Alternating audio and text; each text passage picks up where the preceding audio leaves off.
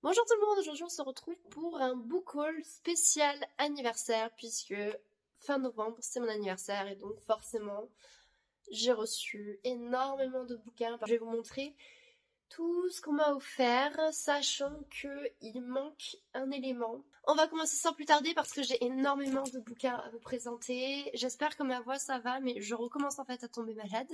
Super. On commence de suite avec les cadeaux que m'a offert Tea Time Books, qui est une personne que j'aime énormément, qui est sur Bookstagram. En cadeau, elle m'a offert, et c'est super parce qu'en vrai j'en voulais et je savais pas trop où acheter ou regarder, donc maintenant j'ai plus besoin de le faire. Mais elle m'a offert des stickers. Donc dans un paquet spécifiquement, c'est vraiment que des stickers par rapport aux livres, à la lecture, à la passion de la lecture. Et un deuxième plus bohème avec notamment des fleurs, des petits dessins abstraits ou en tout cas épurés. Enfin, donc ça c'est super. Elle m'a également offert, et je suis trop contente parce que j'en voulais un depuis super longtemps, mais ce que je voyais sur notamment Amazon me plaisait pas, et pourtant celui-là vient d'Amazon, et pour le coup il est bien. Elle m'a offert un journal de lecture. Et ça, je sais pas si vous en avez un, n'hésitez pas à me dire dans les commentaires, mais c'est quelque chose que j'avais envie d'essayer, et donc pour l'année 2024, je vais l'utiliser, je vais tenter ça, mais je le trouve super bien fait. Je vais vous montrer quelques pages. Là, par exemple, c'est pour noter donc, tous les romans, je suppose, que l'on a lus au cours de l'année. La wishlist, et est-ce que c'est une priorité ou pas? Est-ce qu'il faut impérativement l'acheter? Le reading tracker, avec donc le nombre de pages que l'on lit pour chaque mois par jour. Donc ça, c'est pas mal. Le reading log, où donc on met toutes nos lectures avec le nombre d'étoiles qu'on a donné, quand est-ce qu'on a commencé, quand est-ce qu'on a terminé. Pour chaque mois, on a donc des pages de book review et je les trouve super bien faites en fait parce que on a juste ce qu'il faut. Ce que je reproche énormément à beaucoup de journaux de lecture, enfin journaux de lecture du coup, c'est que à chaque fois il y a une partie résumée. Sauf que, enfin, on s'en fout. Enfin, si je veux savoir le résumé, au pire, je sais pas, je cherche sur internet ou je prends le roman, je lis le résumé, mais enfin, moi, pour moi, ce qui compte vraiment, c'est mon avis, ce que j'en ai pensé et par exemple mes citations. Et là, c'est exactement ça. On a titre, auteur, donc le genre. Quand est-ce qu'on a commencé à lire, quand est-ce qu'on a fini, ça au pire, c'est vrai que je m'en fiche un peu, ce qui compte c'est surtout le mois quoi. Est-ce qu'on l'a potentiellement abandonné, le nombre d'étoiles qu'on lui met, quel type de livre c'est, est-ce que c'était en papier ou en numérique ou en audio. Et ensuite, tout ça pour donc donner son avis, et là pour mettre une ou plusieurs citations. Notre page, on a ça qui est plutôt pas mal, donc par rapport au mois, voilà ce que l'on voudrait lire, la palle en fait, donc ce que l'on doit vraiment lire, ceux où on est moins sûr potentiellement, ça aussi c'est pas mal, je trouve, plutôt que de forcément dire il faut que je lise ça, de dire bah celui-là pour sûr je voudrais le lire, celui-là peut-être si j'ai le temps. Là pareil c'est pour donc faire un petit bilan du mois, donc on précise le mois, on dit combien de romans par exemple on lit 5 étoiles, 4 étoiles, etc. Le nombre de pages lues, le nombre de romans lus, ceux potentiellement abandonnés, s'il y a des relectures, les meilleurs livres du mois, les pires lectures du mois, ça je trouve ça drôle et je trouve ça pas mal. Les genres qu'on a lus, les auteurs du mois. J'aime vraiment beaucoup la mise en page, je le trouve super mime, c'est super bien fait. Vraiment, je suis trop contente. Donc, pour le coup, si vous-même en recherchez un, je vous le recommande. En tout cas, par rapport à moi, mes besoins, mes envies, ce que j'aime, il est parfait en fait. Time Books m'a offert 2 romans. Il y en a un que j'ai pas encore reçu. Je le recevrai entre aujourd'hui et le 30 juin à peu près. Donc c'est une fourchette très large. Je sais pas quand est-ce que je vais le recevoir. Je sais pas quel roman c'est. C'est un roman préféré, en tout cas pour Tea Time Books, mais voilà, surprise. Mais elle m'a quand même offert un autre roman. Et celui-là, je l'ai reçu. C'est La Société très secrète des sorcières extraordinaires, donc de Sangu, sorry, Mandana aux éditions Lumen, que vous connaissez probablement. C'est un roman juste magnifique. Super bon, en plus j'adore le violet. Il est un peu en relief en plus, enfin bref, magnifique. Comme vous pouvez déjà le voir, je pense à la couverture, en fait c'est une romance. Alors la romance on le voit pas forcément, mais en tout cas c'est un roman qui n'est pas du tout sombre. C'est en fait, selon Lumen même, un roman feel good. Et c'est même plus précisément une romance. Alors on a forcément donc de la fantasy ou du fantastique, puisque de ce que je comprends, l'existence des sorcières quand même est censée être cachée. Mais donc on a une héroïne qui est une sorcière qui cache plus ou moins son identité parce qu'elle fait quand même des vidéos, elle a beaucoup d'abonnés, etc. Mais elle fait juste semblant d'être une sorcière, hein.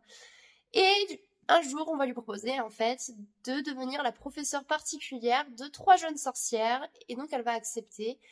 Sauf que en acceptant, elle va rencontrer parmi les sorcières un jeune homme qui est un peu grincheux, un peu particulier, et forcément, je suppose, une romance va découler. Mais voilà, je pense que c'est vraiment un petit roman très doux, un peu drôle, avec une bonne ambiance, un roman feel good, qui, voilà, va nous proposer un peu de magie, mais de façon très douce, hein. Il n'y aura pas de grands enjeux ou quoi. Ce sera quand même une intrigue plutôt calme, puisque de toute façon, voilà, c'est vraiment principalement de la romance. Mais j'ai super hâte de le lire, j'en ai entendu que du bien. Il y en a un qu'on m'a offert, c'est une collègue de ma promotion qui me l'a offert. Je connaissais pas du tout, c'est la grande découverte. Il s'agit de Rature de Philippe Claudel, illustré par Lucie Leclerc aux éditions Stock. Donc c'est un roman format poche en fait. Mais il est plein d'illustrations. C'est-à-dire qu'à chaque page, il y a des illustrations et c'est magnifique en fait. C'est vraiment super beau. Alors je sais pas si vous verrez, je suis désolée. Comme c'est le matin que je filme, il y a le soleil.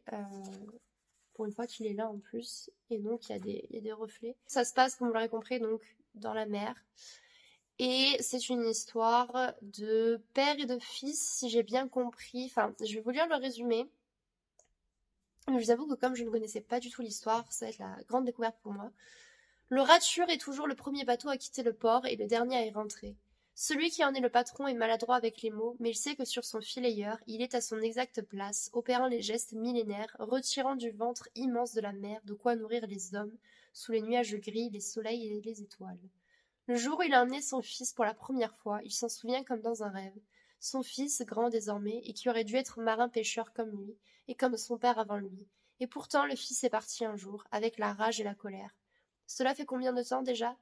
Faut-il donc qu'il compte les semaines, les mois et les années à s'en faire mal? Et faut-il espérer son retour? Ça a l'air d'être une histoire, voilà, pas très joyeuse, hein, mais assez touchante, je pense, et surtout les illustrations vont me faire énormément voyager, en plus des mots.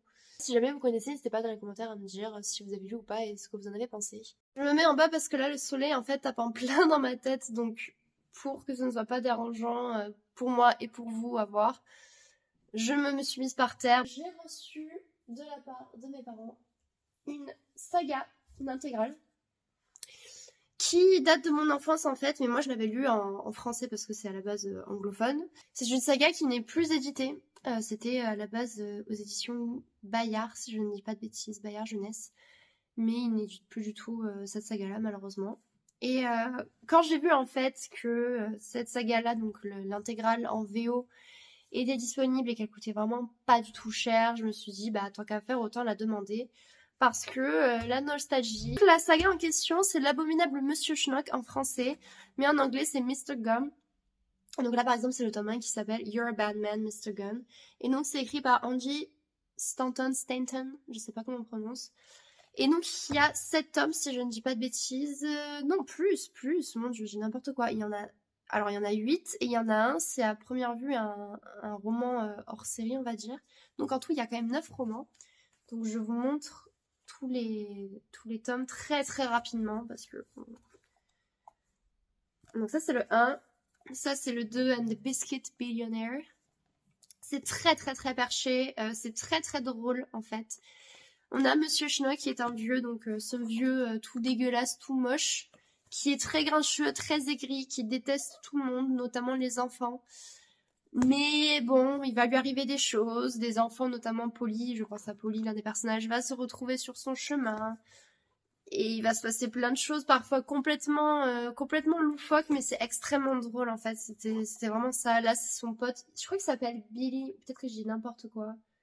Est-ce que c'est écrit quelque part? Je sais plus. Mais ça, pareil, c'est son pote le boucher, qui pareil est un personnage très particulier. Enfin bref. C'est la première Monsieur Schnock, c'est super drôle pour un roman jeunesse, vraiment. Ça m'avait beaucoup marqué à l'époque. C'était l'un des romans justement qui m'avait donné le goût à la lecture. Et donc, voilà. J'ai toute l'intégrale en anglais. J'ai reçu le tome 1 de l'édition, je sais pas si on pourrait dire que c'est une édition collector. Bon, eux ils disent voilà, Dark Edition. mais donc de la Dark Edition de Nevernight, le tome 1, N'oublie jamais, de Jake Christophe aux éditions des Alxius. C'est mon premier roman de cette maison d'édition, honnêtement. J'étais un peu réticente dans le sens où j'ai entendu quand même beaucoup de critiques de cette maison d'édition, notamment pour les coquilles, les fautes d'orthographe, ce genre de choses, de traduction. Sachant que moi je déteste en réalité, j'ai beaucoup de mal à lire les traductions. J'étais réticente, mais là, bon, j'avoue, j'ai vu la version collector, on va dire, extrêmement belle. J'ai dit, bon, allez, c'est pas grave. Et puis, au moins, je vais tenter, je vais tester. Et puis, si c'est une mauvaise expérience, je sais que je ne rachèterai pas. Déjà, la jaquette, super belle, j'adore. Magnifique. Il est super beau. Puis le jaspage, voilà, ne jamais reculer. Super beau. Et en fait, la jaquette est réversible, ça je l'avais compris. Si on la renverse, en fait, on obtient la jaquette de la première édition qu'il avait eue, qui avait été en rupture de stock totale. Voilà. D'ailleurs, ma soeur, c'est ça qui me fait rire, c'est que ma soeur, en fait, là, elle a cette édition-là chez elle. Et en fait, elle avait pas du tout aimé le roman. Mais ça, je savais pas, je pensais qu'elle avait aimé. Parce que si je su qu'elle avait pas aimé, j'aurais juste demandé, bah, au pire, refile-moi ton livre, quoi. Je n'aurais pas demandé à ce qu'on l'offre à nouveau, mais elle avait pas du tout aimé. Donc, bon. À voir si j'aimerais, mais l'édition est incroyablement belle. Ne jamais reculer, ne jamais avoir peur, ne jamais oublier. Trop, trop beau. Et là, on a la carte. J'adore les cartes. Pour l'histoire, on a une jeune héroïne de 16 ans qui donc vit dans un monde fantastique, ou fantaisiste, du moins, qui veut se venger et qui va donc rejoindre voilà, un groupe d'assassins, l'église rouge. Et voilà, si elle survit lors de cette initiation, quoi, elle fera partie des élus de Notre-Dame du Saint-Meurtre et donc elle pourra se venger. Sa famille, à première vue, a été assassinée, tous ses proches. Ensuite, je suis trop contente parce que depuis le temps que j'en entendais parler, que je le voulais, là, ça y est, j'ai eu le tome 1 d'Absolu qui s'intitule Les Mobilisés de Margot Dessène aux éditions Big Bang. Donc voilà à quoi il ressemble. Il est super beau, j'ai demandé pareil l'édition reliée parce que tant qu'à faire, pour 5 € de plus, autant avoir la version rigide qui tiendra mieux et s'abîmera beaucoup moins facilement. Donc on est dans une dystopie, clairement. C'est pour ça que je l'ai voulu parce que à la base, les dystopies, c'est un peu mon genre favori en fait. Et là, on est un peu sur du labyrinthe dans le sens où beaucoup de gens disent que ça rappelle le labyrinthe parce qu'on a un peu le même principe, c'est-à-dire qu'on a des adolescents qui sont plus ou moins enfermés à un endroit et qui doivent affronter des créatures, des choses. Mais donc voilà, on a ce groupe de jeunes qui est envoyé dans la zone et qui doivent affronter la plus dangereuse créature jamais créée par l'homme. J'ai super hâte parce que là, je vous dis, j'ai vraiment envie de lire des dystopies en ce moment, mais vraiment à fond. Donc je vais voir si j'ai le temps de le lire honnêtement dans les mois qui viennent, que ce soit en décembre ou en janvier, parce que j'ai des services de presse à lire, mais je vais voir si je peux pas me le glisser dans mes lectures prochainement parce que j'ai envie à fond de me remettre dedans. Et ça me fait justement basculer sur un autre cadeau que je n'ai pas avec moi là. Donc je vous le montrerai très très très brièvement lors du prochain book haul, par exemple le book haul de décembre. Mais j'ai également un autre cadeau qui va arriver, qui est l'intégrale de Hunger Games, donc les 3 tomes, plus le préquel dont justement l'adaptation cinématographique là est au cinéma actuellement. Donc j'ai ce coffret là que je dois recevoir, donc la version VO bien évidemment parce que honte à moi, mais je n'ai jamais lu les Hunger Games. Et j'ai énormément envie de les lire. De plus en plus, plus le temps passe et plus j'ai envie. Là, en plus, avec toute la hype qu'il y a autour de Hunger Games, ça m'a encore plus donné envie de découvrir cet univers-là, de vraiment lire les romans. Ensuite, on continue. Alors là, je suis trop contente parce que je pensais pas que je l'aurais. J'ai reçu Aux heures sombres de la tyrannie aux éditions Hurlevent. Et c'est écrit par Rose Castelet, pardon, pas Chastelet, mais Castelet. C'est une énorme brique, hein. Il fait il fait plus de 700 pages. Ça se passe à l'époque des rois, la royauté. On est fin du XVIIIe siècle à Paris, hein, voilà, 1793 Paris. Et donc on se retrouve en plein dans la Révolution française, hein, aux heures sombres de la tyrannie. Et j'ai super hâte de lire ça parce que pour le coup, des histoires qui se déroulent dans ce genre de période-là, je ne pense pas en avoir lu spécialement, ou alors juste un ou deux. Et c'est une période quand même qui m'intéresse énormément historiquement parlant, et donc avoir une histoire qui se passe dans cette période-là, ça m'intéresse énormément. Je vous lis très rapidement le résumé parce qu'il est très très court. Mais donc, 1793, Paris. Une jeune femme pieuse, un homme d'église tourmenté, un comte déterminé, une courtisane effrontée, un républicain vindicatif. Tous se retrouvent liés emportés dans le tumulte de la Révolution française. Peu à peu, le sol français s'abreuve du sang de ses citoyens, les aspirations personnelles se dévoilent et les complots se font mortes. Qui croire dans cette impitoyable course au pouvoir? Et je me dis, ça me donne super envie. En plus, au-delà de ça, j'avais envie de découvrir justement l'un des romans de cette maison d'édition. Parce que justement, c'est un peu la ligne éditoriale, les romans se déroulent vers ces périodes-là en fait. 18e siècle, peut-être même 19e siècle aussi, mais je vais pas dire de bêtises, je suis pas sûre. Dans ce roman, il y a des violences physiques et sexuelles. C'est aussi assez sanglant. Donc, si vous craignez un peu, que vous êtes un peu sensible, que vous avez peur que voilà, ça vous fasse ressurgir certains traumatismes, il vaut mieux éviter de le lire. Ensuite, j'ai reçu La maison au sortilège d'Emilia Hart. Bon. Aux éditions Les Escales, premier roman pareil de cette maison d'édition que je reçois. Pareil, j'hésitais parce que c'est une traduction, je voulais la version anglaise, mais la version anglaise avec cette couverture-là était introuvable. Vraiment, vous pouvez le trouver que d'occasion, mais extrêmement cher. Donc j'ai dit, tant pis, juste pour une question de couverture, allez, on va fermer les yeux, on va prendre la traduction. Bon. Donc je lis le résumé.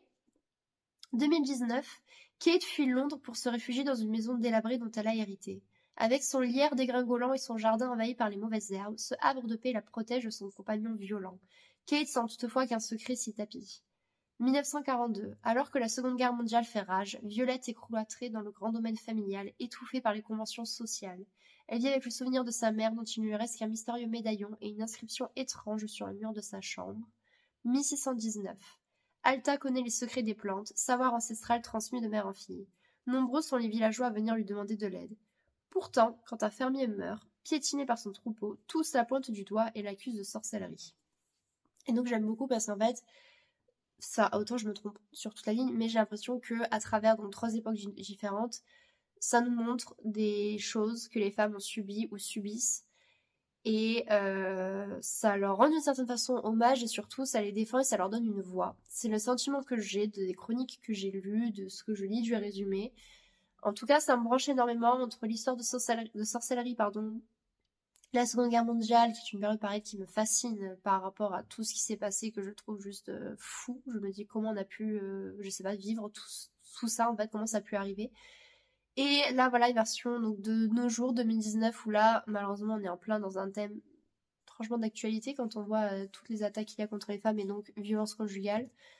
Et alors, on va terminer, ça y est, on arrive de la fin. Mais là, c'est des cadeaux que je me suis fait à moi-même. Le premier que j'ai acheté, c'est dans une librairie. Quand j'ai vu la couverture, j'ai été happée directement, mais à la base, c'était pas pour moi que je voulais le prendre. Je me suis dit, bah, je vais l'offrir à justement Tea Time Books parce que j'ai fait un énorme colis pour Noël pour elle. Et en fait, au final, je me suis dit non, mais en fait, je vais le prendre pour moi. Et j'ai bien fait parce qu'en fait, elle l'avait déjà lu. Donc, tant mieux. Mais j'ai acheté La Bibliothèque des rêves secrets de Michiko Aoyama aux éditions J'ai lu. La couverture est trop mimes, j'adore. Et c'est surtout l'histoire, le résumé aussi, qui m'a vraiment beaucoup donné envie. Parce que ça m'a l'air d'être un roman très doux et qui fait du bien. Donc, je voulais le résumer. Imposante et énigmatique, coincée entre le paravent et le bureau d'angle d'une petite bibliothèque au cœur de Tokyo, Sayuri Komachi attend patiemment ceux qui décident de venir la voir. Hommes ou femmes, jeunes ou vieux, salariés ou retraités, ils sont tous au carrefour de leur vie. À chacun, la mystérieuse bibliothécaire propose un ouvrage totalement inattendu, bien loin de celui qu'ils étaient venus chercher. Et derrière cette lecture imprévue se dessinent toujours ces premiers jalons d'un nouveau départ. Un roman choral poétique qui célèbre le pouvoir des livres et l'importance qu'une personne attentive et attentionnée peut avoir sur le destin d'autrui. Pourquoi pas découvrir justement aussi un peu d'autres littératures que juste anglophones et françaises. On peut aussi ouvrir un peu les horizons. Et donc les 3 romans que j'ai achetés, je les ai achetés auprès de la même personne. C'était de l'occasion, mais à part un qui est un peu abîmé, les autres sont dans un excellent état. Le premier que j'ai pris, vous l'avez probablement déjà vu passer maintes et maintes fois, c'est Le tatoueur d'Auschwitz, mais en version donc originale anglaise. C'est donc de Heather Morris. Heather d'ailleurs qui veut dire bruyère au passage. Enfin bref, on s'en fout en fait. Comme vous l'aurez compris, c'est une histoire qui se passe pendant la guerre mondiale, la seconde, et qui est basé sur une histoire vraie. C'est pour ça aussi que ça m'intéresse. Ça raconte l'histoire de Leïl Sokolov, qui on a demandé donc de tatouer les prisonniers. Et il va se passer quelque chose, il va y avoir une romance, puisqu'il va tomber amoureux en fait de justement l'une des prisonnières, et il va tout tenter pour lui survivre, et elle aussi en fait, la faire survivre. C'est réellement arrivé, donc je trouve ça fou, et j'ai super hâte de découvrir cette histoire. Je me dis, il y a tellement de romans que j'ai trop envie de lire, je sais pas par lequel commencer. C'est ça le problème quand on achète trop de romans, après on sait plus où donner la tête. Ce roman est extrêmement connu, vous l'avez probablement déjà vu passer, vous l'avez probablement déjà lu également. J'ai acheté, alors là vous allez me dire, mais tu l'as déjà montré. Oui, je l'ai déjà montré, mais en fait ce que j'ai fait, c'est que je me suis dit, tant qu'à faire, je le rachète parce que comme ça je peux l'offrir à Tea Time Books. Donc le deuxième exemplaire, je l'offre à Tea Time Books, mais aussi parce qu'il y avait le tome 2, donc j'ai profité pour le prendre. Mais donc j'ai repris, que vous avez déjà vu, donc Les Portes Perdues de Sinan Maguire, donc la version VO anglaise, en relié, donc Every Heart a Doorway, qui est donc un roman, comme je vous ai dit, un peu fantaisiste, puisque on a des enfants qui en gros peuvent passer à travers différentes portes, en fait des portails qui les mettent dans les différents mondes des différents enfants, mais il se passe des choses étranges. Et puis surtout, donc j'ai pris tout ce lot là parce qu'en vrai ça me coûtait vraiment pas grand chose, et qu'en plus de ça il y avait le tome 2. Donc j'ai foncé parce que comme je vous ai dit, ils sont super rares à trouver ces romans. Donc le tome 2 c'est Down Among the Sticks and Bones. En français je sais plus du tout ce que c'est la traduction, c'est peut-être totalement différent comme le tome 1. Mais donc voilà, le tome 2 dans un état neuf, donc super. J'ai pris donc tout ce lot là. Je l'ai eu pour vraiment pas grand chose. Je crois que le lot ensemble, tous les romans, ça me coûtait un peu moins de 8 €. Et avec les frais de port, j'ai payé dans les 12 €. Ce qui est vraiment pas cher parce qu'on a quand même 2 romans hardback qui à la base coûtent à peu près 20 € neufs, quasiment. Et ils sont neufs.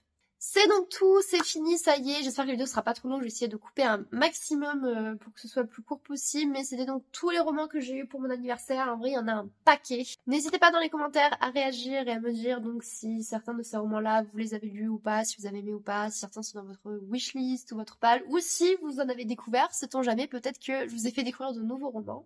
On se retrouve la semaine prochaine pour un autre book review. En attendant, portez-vous bien et à très bientôt.